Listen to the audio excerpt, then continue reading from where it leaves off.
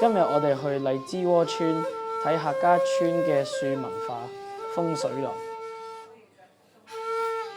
喺客家文化入面，樹林同埋古樹同埋風水都有好大嘅關係，因為可以幫到村民帶嚟健康、好運同埋財富。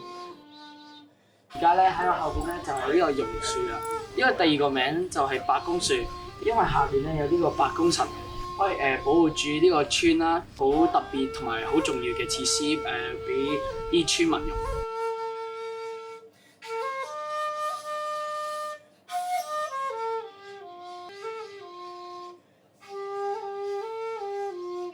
山台毛茸茸嘅感覺，好似吉吉地，但係又好似好腍咁咯。你睇下五指章，去邊度揾五指？就俾日本仔斬咗一指啦，斬咗一指，村民就反擊啦，同佢搏命啦，始終俾佢得手，而家變咗四指啦。佢運翻去日本，佢做嗰啲香味嘅櫃桶又好，乜都好。啲村民咧係好勇敢嘅，因為咧對嗰啲日本兵咧，佢哋都可以令到佢哋淨係斬一棵咧好勁㗎啦。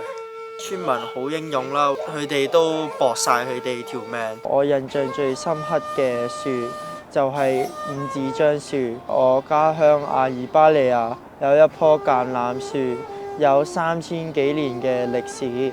咁呢兩棵樹都見證住村民嘅經歷同埋回憶喺度。